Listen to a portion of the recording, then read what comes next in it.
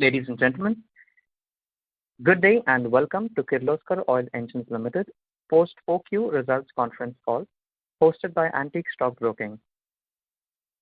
As a reminder, all participant lines will be in listen-only mode, and there will be an opportunity for you to ask questions after the presentation concludes. Should you need assistance during the conference call, please signal an operator by pressing star and 0 on your touchtone phone. Please note that this conference is being recorded. I now hand the conference over to Mr. Devendra Tiwari of Antique Stock Broking. Thank you, and over to you, sir. Thank you, Aman. Good afternoon, ladies and gentlemen. I am glad to welcome you to the post-earnings conference call of Kirloskar Oil Engines Limited.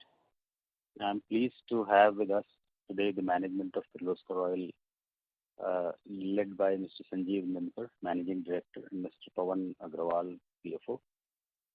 With this, I'll hand over the call to Mr. Nimkar for his opening remarks, following which we will open the call for question and answer.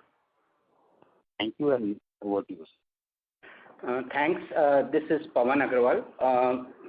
Good afternoon, everyone, and welcome to Quarter 4 FY21 earning call of Kirloskar Oil Engines Limited. My name is Pawan Agrawal, and I am the CFO of the company. Today, I have with me is Managing Director of the company, Mr. Sanjeev Nimkar. Our two other colleagues have also joined this call, but from different locations. Rahul Prabhudesai, who heads the strategy and new businesses, has joined this call from his residence in Pune. And Amit Gupta, who leads corporate finance function at our subsidiary company, Arka Fincap Limited, has joined this call from Mumbai.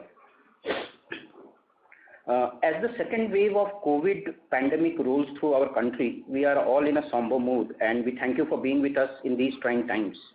We sincerely hope that all of you are safe and healthy and taking abundant precaution against the second wave of the pandemic. The need of the hour is to remain safe, and the priority for KOEL is more about safety of our employees, customers, suppliers, and all other stakeholders. We wish to state that during the call, we may make some forward-looking statements. These statements are considering the business environment we see as of today, and therefore there could be risk and uncertainties that could cause actual results to vary materially from what we are discussing on the call today, and we would not always be able to update on these forward-looking statements. During first half of FY21, the economy and various industries were severely impacted. Thereafter, business activity started to recover on the backdrop of improved customer sentiment and visibility of vaccination program. Financial year 2021 saw the full impact of COVID-19 on life and business in a manner we could have never imagined. As we remained persistent to grow, we quickly adapted to the new normal for working and ensured continued supplies to our customers without any major interruption or shortages. This has enabled us to achieve a satisfactory performance in a very difficult year.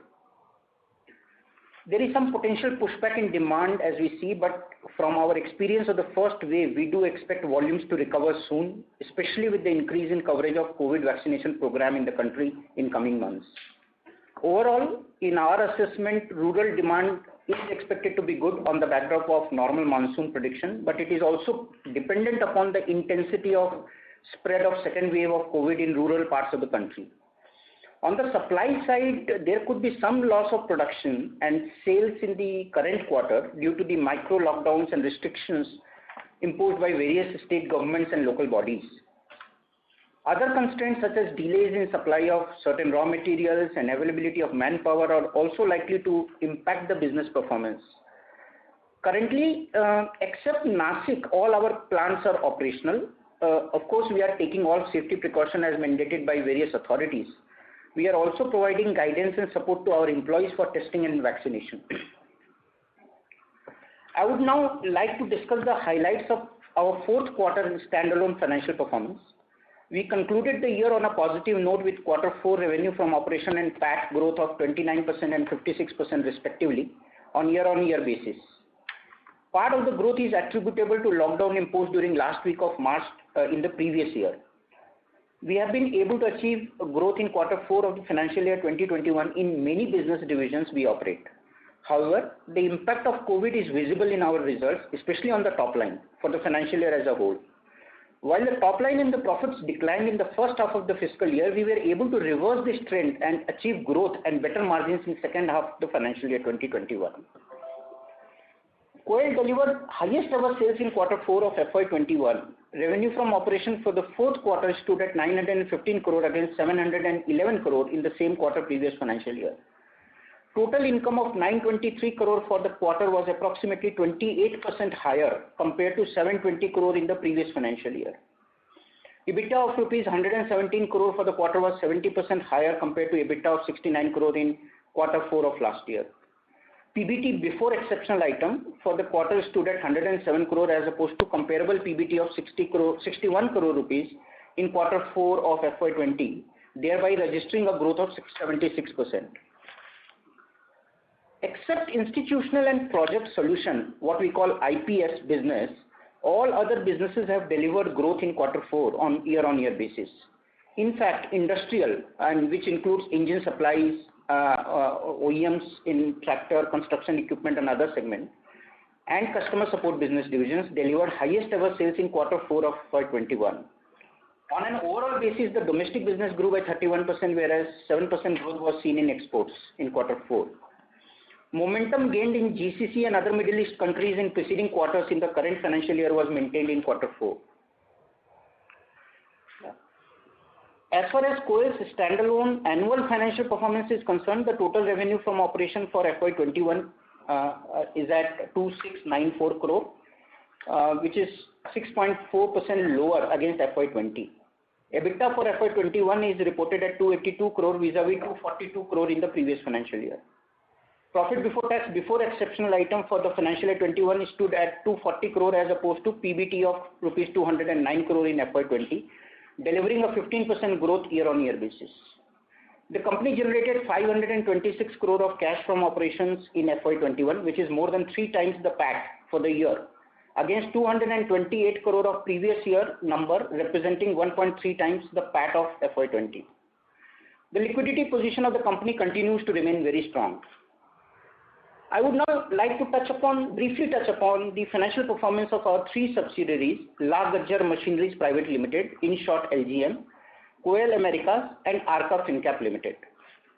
In the financial year 2021, LGM registered more than 12% YOY growth in sales despite COVID-19. The revenue from operations grew to 520 crore in FY21 from 467 crore in FY20. PBT for the year was 26.7 crore versus 23.3 crore in the previous financial year. Retail and export segments grew by 14% and 17% respectively at LGM. OEM segment, however, saw a decline of 3% year-on-year basis. LGM has formed a wholly owned subsidiary by the name Optica Pipes and Electricals Private Limited in February 2021 to tap the market opportunities in the allied segment and adjacencies in the water management solution division. There were no material transactions in Optica in FY21 because the company was formed in February. Optica has recently acquired an Ahmedabad-based partnership firm by the name Optiflex Industries on a slump sale basis at an enterprise valuation of approximately 15 crore. Optiflex manufactures and sells winding and electrical wires used primarily in submersible pumps, flat cables, poly-coated tapes, and UPVC column pipes. The acquisition of Optiflex is expected to strengthen the company's position as a solution provider in the electric pump segment. It would also help the company in expanding its existing electric pump segment and extend the value chain through backward integration into select raw materials. The Optiflex business also has operational synergies with the water management business division of KOEL. The closing of transaction happened on 16th April 2021.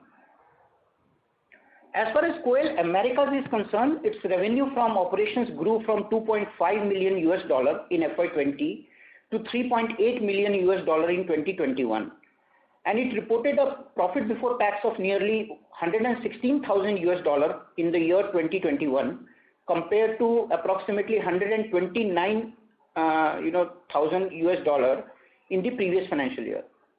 The growth in revenue was predominantly seen in agriculture and industry segment at KOEL Americas. Now I'll come to Arka. Arka has been delivering profits quarter on quarter. Total income for FY 2021 increased from 48 crore in FY20 to 102 crore, and the PBT rose from 10 crore in the previous financial year to more than 23 crore in FY21. As you are aware, KOEL has infused 124.82 crore of share capital in Arka in FY21, and the total investment of KOEL in Arka stands at approximately 651.31 crore as on 31st March 2021. Arka has an asset under management AUM of rupees 1,124 crore as on 31st March 21 versus 447.5 crore as at 31st March 2020. There have been no overdues in the portfolio of Arka, and on the liability side, Arka has established relationship with 16 institutional lenders and raised more than 750 crore during the year. As on 31st March 2021, outstanding borrowing was approximately 666 crore at Arka. Arka continues to enjoy credit rating of AA- for its long-term borrowings and A1+ for its short-term borrowing from CRISIL. Now I will touch upon the consolidated result. At a consolidated level, the revenue from operations in Q4 jumped by 31.5% from 827 crore in FY20 to 1087 crore in FY21. However, on an annual basis, revenue from operations reduced marginally by 2.5% from 3379 crore in FY20 to 3296 crore in FY21. The profit before tax, before exceptional item for Q4 FY21 stood at 114 crore versus 63 crore in Q4 last year, depicting a jump of nearly 80%. For the full year FY21, the group delivered PBT before exceptional item of rupees 278 crore versus 228 crore in FY20, representing almost 22% increase. So that was a quick snapshot on financials. Now I would request Sanjeev to share with all of you the strategic direction and thrust areas for KOEL and its subsidiary for next few years. Sanjeev, over to you.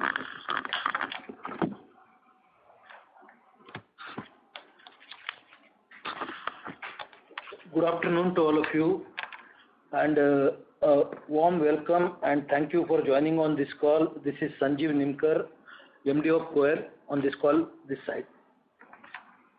Thanks Pawan for giving a detailed briefing to the investor team here on this call, all the analysts. What I will do in next 5 minutes is pick up some nuggets and give my side of the assessment as we stand here.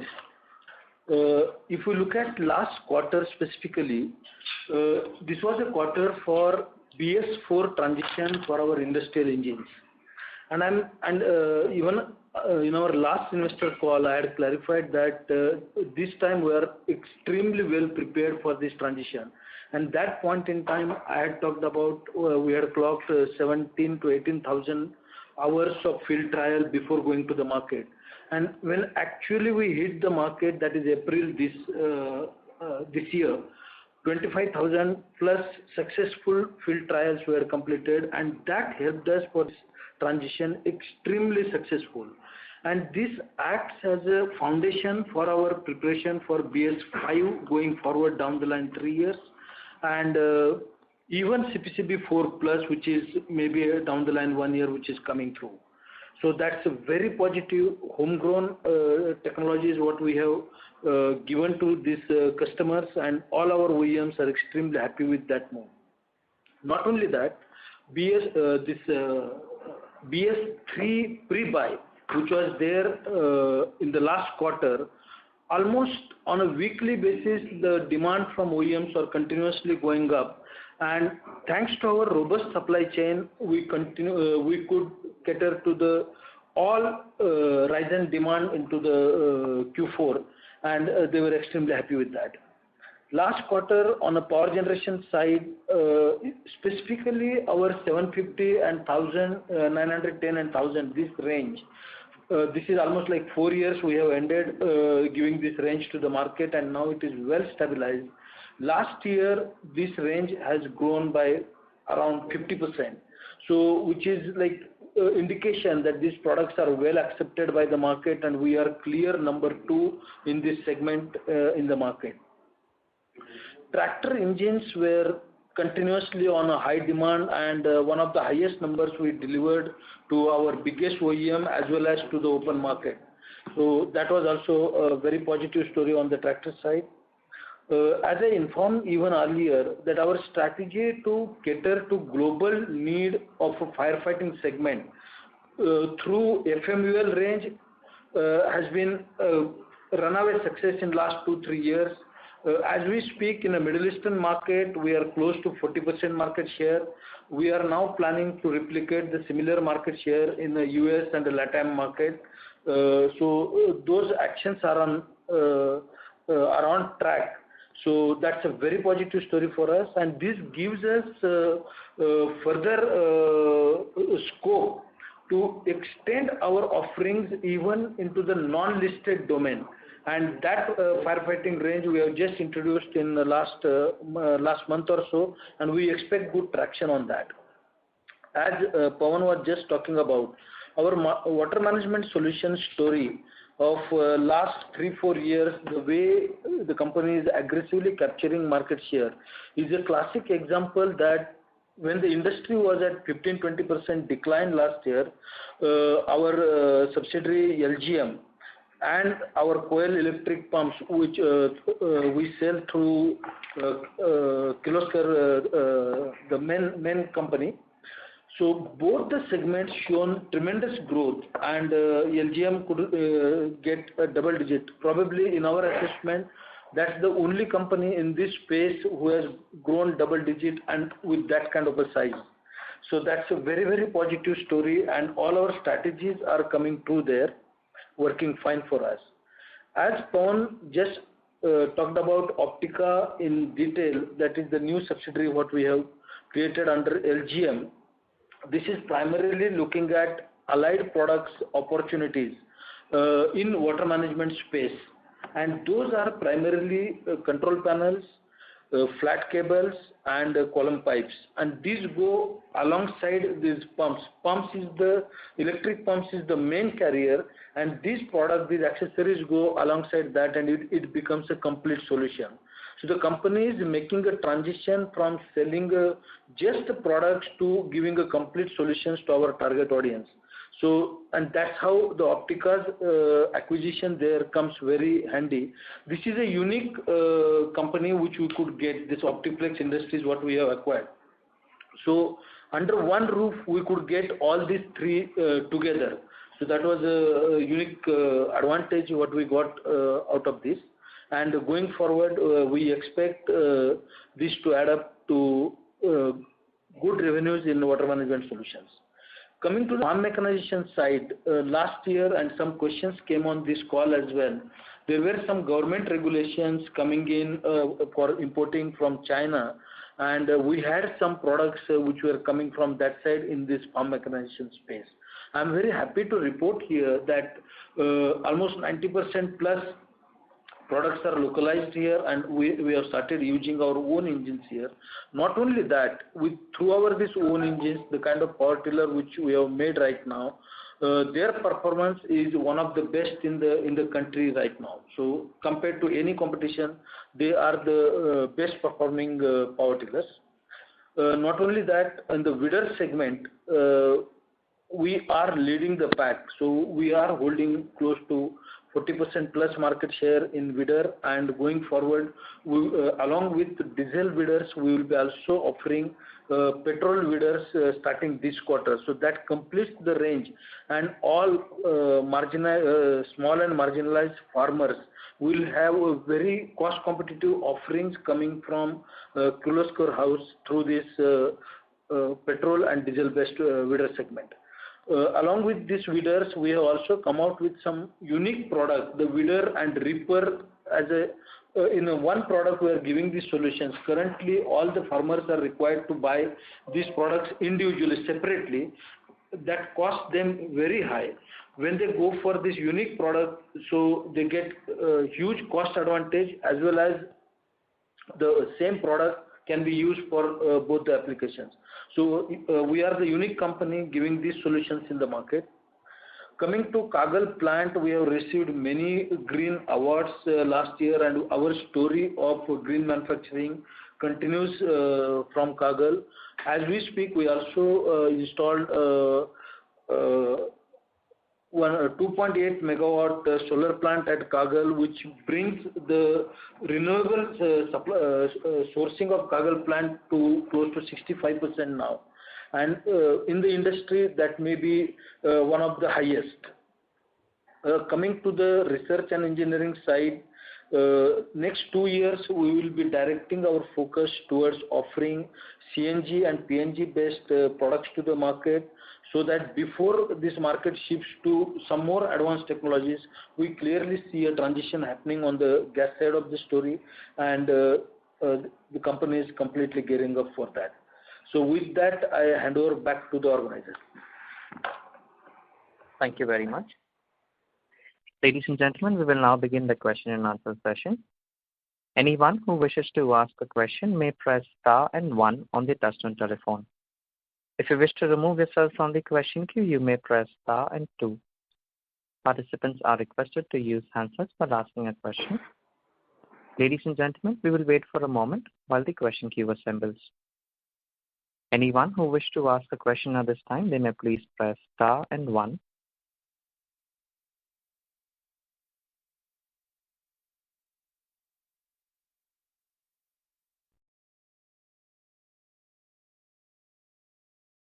The first question is from the line of Renu Baid from IIFL. Please go ahead. Yeah, hi. Good afternoon, sir, and thank you for the elaborate presentation at the start of the call. I have 3 questions. The first question would be to understand a bit more on the domestic power gen side of the business, where you are now stating that you're clearly number 2 in terms of market share. So what are the key growth drivers that you anticipate for FY22, and to what extent one should look at the growth, industry growth and the company growth in the segment, given that second wave impact has been there initially in the first quarter itself? I'll share my next 2 questions subsequently. Yeah, thanks, Renu, for this query. When I said we are clear number 2, that is in UHHP segment, that is 750 and above. The remaining segment, if you look at the quantity market shares, we are clearly number 1 in LHP, MHP, these segments. Only HHP we are clear number 2. So that's a small correction out there. Going forward now, this second wave is hit hard. Otherwise, till March, we had the indication that the capital formation in the country, after a long time, we are seeing positives on that side. Infra projects were coming up very well in the country, like lot many ports and airports were also coming up very well. The hospital segment was also going very well. So that continues the momentum, but I do not know in this quarter or next quarter how much the decision making can be little bit slowed, but we look at it as a temporary slowdown, and the moment this wave subsides down, the demand will be coming back on that side. So we are still quite bullish on this year. Maybe GDP, which was projected towards 11.5 kind of thing, we still anticipate 9.5, and that will be very good for power generation business. Yep. Sure. So the second question would be on the industrial segment, where we did see a strong pre-buy from the emission norms. So A, would it be possible for you to quantify the incremental sales or demand which you witnessed because of pre-buy? And also, given that some of the end markets are now looking to grow construction also on the fast track, so can industrial segment continue to grow by high double digits of 20-30% even next year, given the new emissions and the core construction that demand and see? Again, this is a very good question actually. See, at the time of pre-buy, the growth which happened in this quarter, the demand which was there was upwards of 25 to 30% for the quarter on quarter for that specific segment which were undergoing for the emission norm transition. And our own assessment was that in this Q1 of this FY22, first 2 months will be slow because there will be a lot of stocks in the market, and then it will pick up. That was our estimation. But fortunately for the industry, all those pre-buy got consumed by mid of April actually, most of that.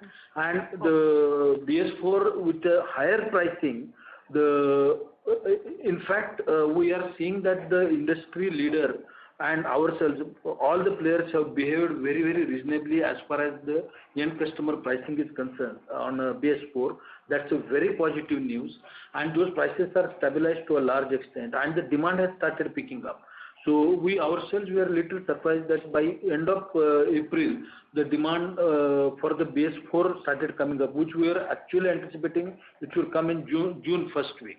So almost 6 weeks it got preponed, so which is a very good sign, and that also indicates that the thrust of the government on the infra will continue to be very good going forward. So in the month of March, it had hit almost 38 kilometers per day was the government announced number, so which is a very good sign. And it continues, that story continues, and I expect this COVID wave, the second wave or maybe third wave coming up, that can have a momentarily blip, but the direction in which the government is operating in this space will continue for this coming year. So that's our anticipation. Sure. And so the third question would be overall in terms of capital allocation and capex across businesses. We are seeing strong growth in the agri segment, tellers, pumps you are expanding capacities, same for the diesel genset as well, where we have emissions and the second leg of CPCB 4 also coming along. So broadly, if we have to look at the capex or the investment that the company would be doing in various businesses over the next 2 years, if you can give us some broad roadmap of which are the areas and what could be the quantum of capex that you're expecting in this space. Yeah. Thank you. Again, Renu, good question. Yes, we are at the crossroads of allocating the resources for looking at this entire decade actually.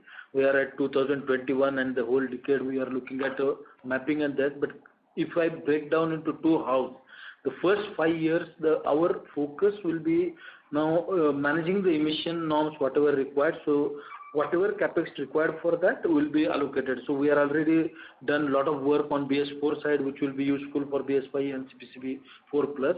But still there will be some capex required, so that will go on that side. For gasification of some of the engines and coming out with the range, there will be capex allocation for that side as well.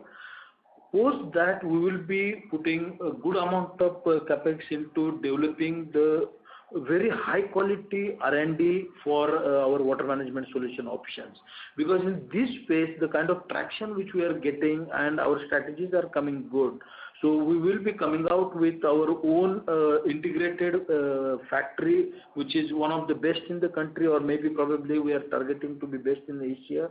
So that kind of factory will come, which can be supplying to a global markets and for domestic as well. So R&D as well as excellent manufacturing setup. So the way we dominate the space of off-highway market into the engine segment in terms of our Kagal plant, our state of the art, one of the best things are there, and we dominate the market share. We will be replicating similar things in water management domain as well. So our capital allocations will be on that side also. On the farm mechanization side also, the traction is very good. If we look at our last year's performance, although we could not come into a complete black, but we have wiped out a lot of problems in that businesses, and a lot of sustainable solutions will be coming into that space, farm mechanization, and specifically targeting towards marginalized farmers, the small and marginalized farmers. That is the space we will be playing our cards, and whatever investment required for that will be allocated for that. Sure, but would you have any number in mind in terms of the next 5 years, the investment that you are planning to look across all these segments? Broad number. Would it be like something like 500 crores plus? Yeah, more than that actually. And we will also be actively looking at M&A options into related spaces. We will not go for non-related domains, but related spaces we will be investing into M&A options. So Renu, this is Pawan here. As far as numbers are concerned, typically next 2 to 3 years, anywhere between 75 to 100 crore plus kind of capex would be continuing, give and take 5-10 crore rupees on some of the areas that Sanjeev talked about. And of course, on top of that, we are actively exploring the market for the right opportunities. And once we identify right asset, obviously we will be exploring the acquisitions. Yeah. Sure, sir. Thank you. I'll get back. Just a minute. When you talked about the 75 to 100, that is per annum. Per annum. For the sustenance and that emission norms, what I talked about. Sure. Thank you, sir, and all the best. Thank you. Thank you. Thank you. The next question is from the line of Sandeep Mehta from Value Add Research. Please go ahead. Yes. Congratulations on the strong results. The company has it's a large net cash position on a standalone basis as well as a consolidated basis. So why not pay a higher dividend, or are you looking to deploy more capital into the Arka subsidiary? This is Pawan here. Thanks for the question. Yes, you are right. There is substantial cash sitting on the balance sheet. Our dividend policy is very clear. We have announced it, board has approved it, and we are adhering to the range which is defined over there. And in the near term, next 2 to 3 years, we believe that the dividend payout will be maintained. As Sanjeev just talked about, acquisitions, growth opportunities, adjacencies in water management, expansion of water management, and also the potential acquisitions. So this cash that we are holding would be utilized and put to work in a rightful manner going forward. As far as Arka investment is concerned, we have intimated to the stock exchange also yesterday in our filing that as of now, board has capped the investment at 1,000 crore. Out of that, some 651 crore we have already invested, and we are committed to invest another 350 crore over the next couple of years. Something will be contributed in the current year and remaining in the next year. So that is the investment plan in Arka. Okay. If I look at your EPS annualized, so if you take the Q4 and you annualize that, your EPS level is 21.6 rupees per share. If I take the last 2 quarters that you have reported, your annualized EPS is 20 rupees per share. Is that a sort of a normalized basis, sort of a normalized run rate? And looking forward, can we sort of use that as a base and expect the company to grow from this base, from that sort of earnings EPS level? Thank you. No, it's a good question. The Q4, as you know, has been an exceptional year for KOEL, and that's visible in our earnings per share. But you would appreciate that this profitability is a function of a lot of factors, and minimal cost was one of the reasons because of COVID-related restrictions. Many of the administrative selling overheads were not incurred to the fullest extent. As the situation normalizes going forward, the cost would go up, and also there could be some pressure on margin, probably for a few months. We are actively watching the space as far as the input costs are concerned, and we are engaging with our customer in all the segments. In FY21, we have taken price increase in various segments that we operate. And in the current quarter also, looking at the crazy input cost increases, we are in touch with our customers for possibility of price increase. So obviously, the EPS that you are seeing in Q4 may not be a sustainable EPS, but certainly, the numbers that we will be delivering in this year, subject to, COVID pandemic, second wave, third wave, whatever, the numbers are, we are quite optimistic about the superior financial performance of the company. Great. Thank you so much. Thank you. Thank you. The next question is from the line of Sandeep Tulsiyan from GM Financial. Please go ahead. Yeah, a very good afternoon, sir. Good afternoon, Sandeep. So my first question is pertaining to the Optica acquisition that we have done of this Ahmedabad-based company.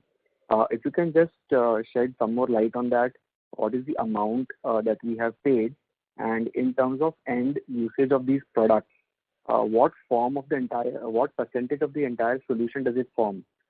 Say example, we do say 500 crores of sales through LGM and 100 crore through Kirloskar Electric. This 600 crore pump what percentage of this would start getting catered from Optica, and will we sell to other companies? If you can give a broad outlook on that business per se. Yeah. Sandeep, thanks for this question. The first part I will ask Pawan to answer that, but I will answer the second part, which is what percentage and what kind of this thing.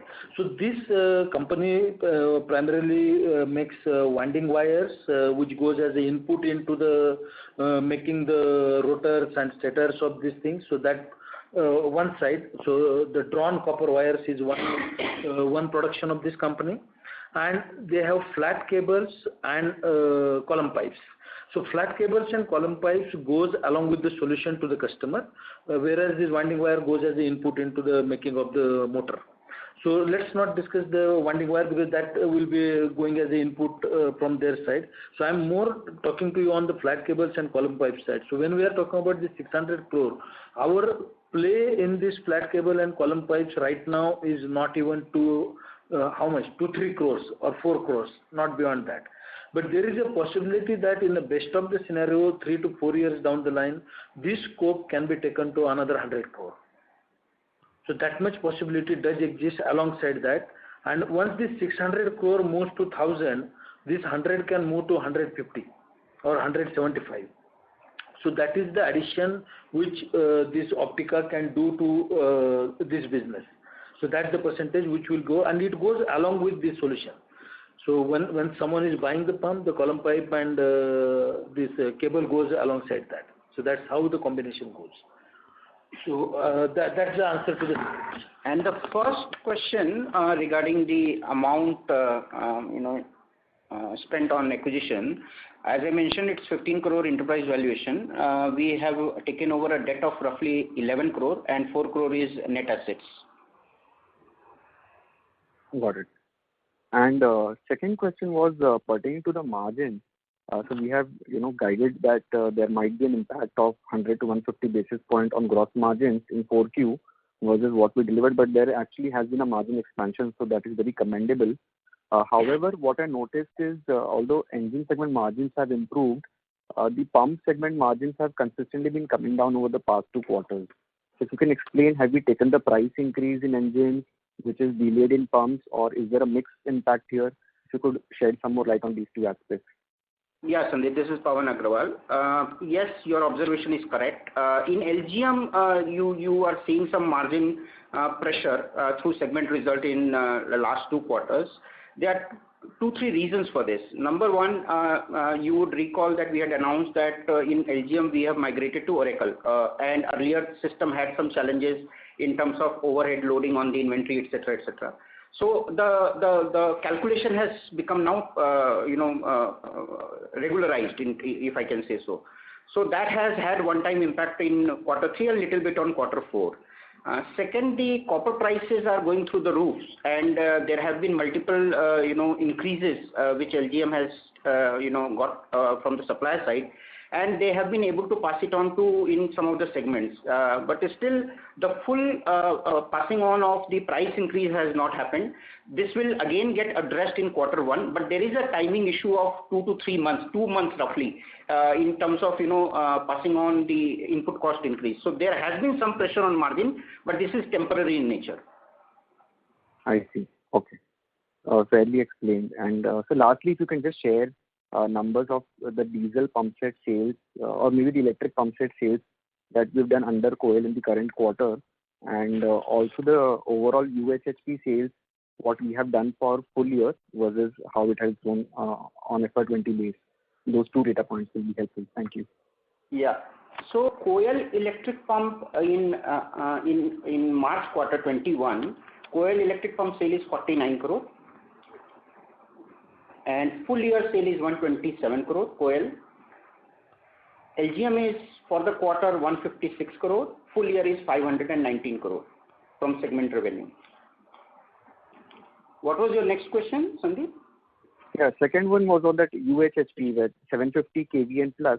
Overall, if you can share the numbers for full year versus last year. Yeah. So full year revenue for FY20 is 60 crore. Mm-hmm. And Q4 is, just a moment. Q4 is 26 crore. Got it. All right. Thank you so much. Thank you. Thank you. The next question is from the line of Bhavin Vithlani from SBI Mutual Fund. Please go ahead. Thank you for the opportunity and congratulations for this set of numbers. Can you speak louder, please? We are not able to hear you clearly. Am I audible now? Yes, we can hear you. Go ahead, please. The question is on Arka FinCare. If you could give us what was the NIM during the quarter and in the fiscal year, and what is the broad breakup of the AUM in terms of end user segments? Sorry, Bhavin, your voice is breaking. We can't hear you clearly. Can I request you to use the handset? I heard his question. Okay. This is Amit from Arka FinCare. So, with the permission of Pawan ji and Sanjay ji, can I take this question? Yeah, Amit, go ahead, Amit. Yeah, Bhavin, just to give you a brief perspective on the performance of the Arka FinCare and about its AUM as on 31st March 2021, I'd like to highlight the fact that for the first year, and this is in fact the second year of a full-fledged operation, Arka FinCare had touched a revenue base of more than 100 crore. Year on year, the company has been delivering a profit. This last financial year, FY 2021, the company has delivered a 16.88 crore of a PAT, which is more than double as compared to the last fiscal year, which is FY 2020. As compared to the AUM, FY 2020, we had an AUM of 447, and this financial year we have closed at an AUM 1124 crore. The broad breakup of the AUM is basically split into three different business segments. 55% is constituting from a mid-corporate, 40% constitutes real estate and allied activity. When I'm saying real estate and allied, it's two different domains.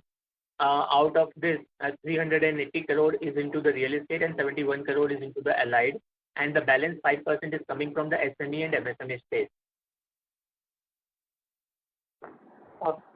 Sure, thanks.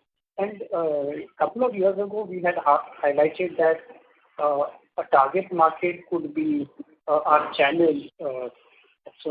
Any update on that? How are we be able to capture our channel, which is the entire Kirloskar Group channel? Bhavin, if I can take you through, yes, we have started doing the supply chain finance, but this is only one of the target segments. As we have always been saying that we will be doing little bit of business within the Kirloskar ecosystem, and our major focus will also be on the outside of Kirloskar ecosystem. Among the various products, we have started doing a little bit from a Kirloskar ecosystem on a supply chain finance. And yes, this 51 crore of SME and MSME includes a small portion from that particular channel also. Sure, thanks. The second question is, if you could, the way the commodities have moved up, what is the kind of pressure that we are seeing on the profitability? And if you could talk about the price increases that you would have taken across, let's say, power gen or industrial or the agriculture segment. Bhavin, good afternoon and thanks for your compliment. Nice to hear your voice after a long time. Yes, you are right. This commodity pressure is definitely there, and this has started whole story from the month of October actually, last year, October 20. And October to December, we had seen close to 6-7% kind of collective pressure coming up in all commodities put together.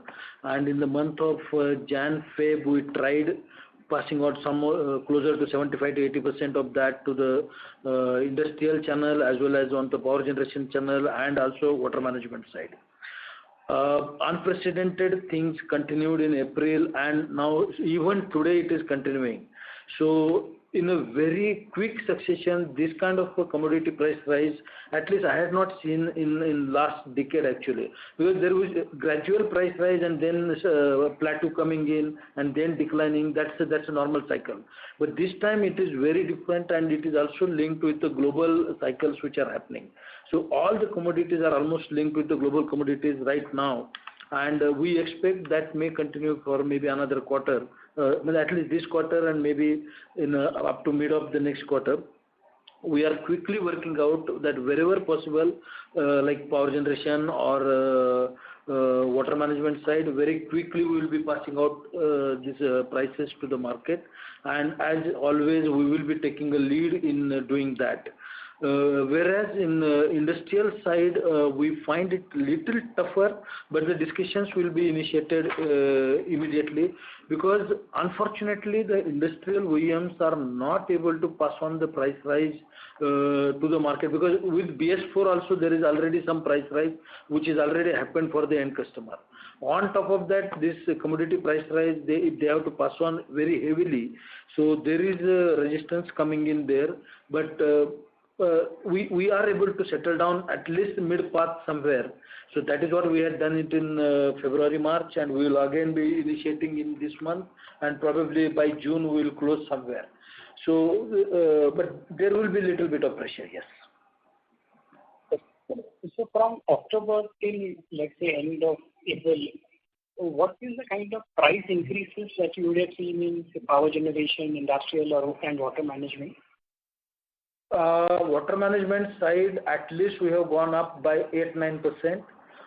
Power generation up to 5.5, and almost similar percentage on industrial side also. Thank you so much for taking my questions. Thanks, Bhavin. Thank you. The next question is from the line of Bhagyesh Kagalkar from HDFC Mutual Fund. Please go ahead. Yes, sir. This is regarding CPCB 4. What is the timeline in which government wants it done now? Secondly, we have excellent technical capabilities, as you have said. So going forward, do we expect further gain in market share, that our solution will be slightly affordable compared to the MNC peers? Are you through? Yeah. Okay. Thanks for question, and I appreciate that you are tracking our calls very, very closely. Otherwise, you would not have given the second comment. Thanks for that compliment. And yes, indeed, our solutions will be cost competitive compared to anybody in the market. That's for sure. As far as CPCB 4 Plus is concerned, our current estimation is July 22. So that's what it is. But the circular is yet not out. And there is an unwritten rule that whenever the circular is out, generally government gives a 1-year window. We expect circular to be out maybe somewhere in June, and July 22 can be reality. But what has happened because of this COVID, lot many government departments functioning has been paralyzed actually. So we do not know whether the authorities are following the right file, because the programs are getting shifted to a different priorities, and obviously right, because different departments have different priorities. So we do not know. But looking at BS4 thing, what has happened, that there were also some attempts from some of the construction equipment lobbies to postpone this, which government didn't accept. So that gives us some confidence that maybe July 22 can be 70-80% probability can be a reality. And as you said, we are geared up for that. There will be some price increase that point in time, but compared to whatever will be the industry increase, ours will be reasonably competitive in that space as well. And yes, we do anticipate, because this transition will be far different than what happened in CPCB 2. Because CPCB 2, most of the players could transit that. This time we expect there will be some consolidation, and this is again I'm putting my probability of 60-70% on that. There will be consolidation, and KOEL will gain because of that. Can you quantify, sir, how much can the price rise really? And second question is, others are saying that since they are doing CPCB 4 Plus, this gives extra advantage in the export market in the developed world. So same thing accrues to us, sir, on the export front. CPCB 4 Plus gives extra advantage to the developed world, maybe in few countries only. Because right now, whatever CPCB 2 we are giving, that itself is very few countries are ahead of this right now in the globally. Maybe you can count on fingers. Only those many countries are ahead of us. So that much competitiveness is there even with CPCB 2. Now, coming to the price rise question, it will be too early to comment on that, because there will be a lot of water has to flow first. But if you ask me, ballpark number can be anywhere between 20-25% minimum, even upwards to 30% also, because there will be lot many new technologies coming in this space. Mm-hmm. And this is a bare minimum side I'm talking about. It will be only upward than this. Okay, so it will be a substantial jump. Okay. Yeah, it will be substantial jump. Okay. Thanks, sir, from my side, and all the best. Thank you. Thank you. The next question is from the line of Arun Nahar from Alpna Enterprises. Please go ahead. Yeah. Hi, Sanjeev. And hi, Pawan. Just one question. Hi. If you could clarify, how much of our sale is direct to consumer segment-wise? When I say that, I mean how much in power gen? Surely industrial it will not be there, but how much in power gen? How much in the pumps as a total percentage and total number? Sorry, with a follow-up on that, and do we have the liberty of raising prices there faster than the others? Yeah, I think both the questions are linked with each other, and you are absolutely bang right there, that on the consumer side, we definitely get a higher liberty to raise the prices faster. You are absolutely right. We did these calculations maybe a few days back. We ourselves wanted to check how much is our businesses are dependent on B2B kind of a scenario and B2C directly going to the end consumer side. So right now we are 30% on the end consumer side. I will give the examples to you. We have our electric motor-based all pumps going into almost like 70-80% plus going into end consumer. Only whatever that OEM segment is there, which goes to, or some government is there, which goes to the B2B route, otherwise entirely in the B2C space. Then we have farm mechanization also goes through majorly with the B2C route. Then we have on our crop irrigation businesses, we have this diesel engine based pumps. Those also go to B2C route. So those are the spaces we are directly into the B2C space, and it adds to around 30%. Okay. I have a follow-up. The follow-up is, how much of your exports is B2C, and what is the total volume of your exports? Total volume of our exports in terms of percentage you are asking to the total sale or actual value? Yeah, percentage to total sale. I presume it is only around going to be the engines part. 9% of total sales of oil comes from export. But if you add on a water management side, I think our percentage is much better. We are around 25%. Our Lagager machineries exports are 25% into export side. So that's a very significant there, and our products are very well accepted in that space. Whereas the power generation and industrial side, the mainframe coil side, we are at around 9%. And what are your targets there, sir? And I presume Lagager would be what geography? Mostly Africa, Middle East, or? Lagager primarily Africa, Middle East. You are absolutely right. These are the two geographies. Middle East, we are almost 10% plus market share, and in Africa, many countries we are doing reasonably good. Target there in next 4 years horizon, we are targeting around 35 to 40% on the Lagager side, and around 20% on the coil side. That's our aspirational targets. Thank you, sir. Thank you. All the best. Thank you. Hello. Hello. Yes, ma'am. Hello. Yeah, we are left with only 5 minutes. Yes, sir. Ma'am, so I was just about to hand over. Yeah. We can take questions. We have 5 more minutes. All right. I'll just give a reminder since we do not have any questions with you for now. So reminder to our participants, anyone who wishes to ask a question at this time, then please press star and 1.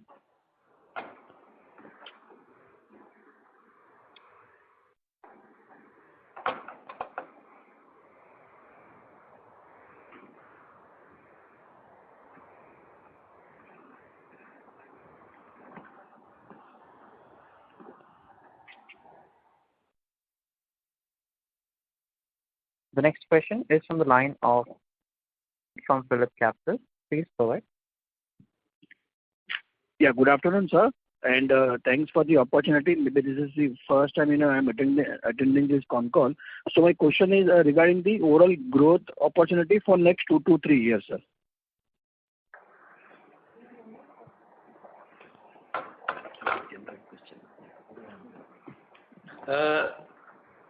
Good afternoon to you. This question can be as broad can be. So, but yes, there are definitive plans we have jotted down in terms of growth opportunities, individual business wise, as well as on the M&A space as well. So all the businesses like right from industrial engines to power generation to water management, farm mechanization, each business has chalked out the plans for next 3 years. So if I get into the details of the every domain, then but at least each of this vertical is planning for year-on-year growth of at least 15 to 20%. That's at a plan level. But of course, the environmental factors come into the picture. But if you ask me, generically, we will be targeting for double-digit growth CAGR for next 3 years as an organizational level. Okay, sir. Okay. Got your point, sir. Thank you so much, sir. Thank you. Thank you. Ladies and gentlemen, this time constraints, that would be our last question for today. I now hand the conference over to Mr. Dhirendra Tiwari for closing comments. Thank you, and over to you, sir. Thank you, Aman. Let me take this opportunity to thank the management of Kirloskar Oil for the conference call. I also thank all the participants for active interest in the call. Thank you, sir. Thank you very much. And now we can close the call. Thank you very much, everyone. Thank you, everybody. Thank you. Thank you. Thank you very much. Ladies and gentlemen, on behalf of Antique Stock Broking, that concludes this conference. Thank you all for joining us, and you may now disconnect your lines.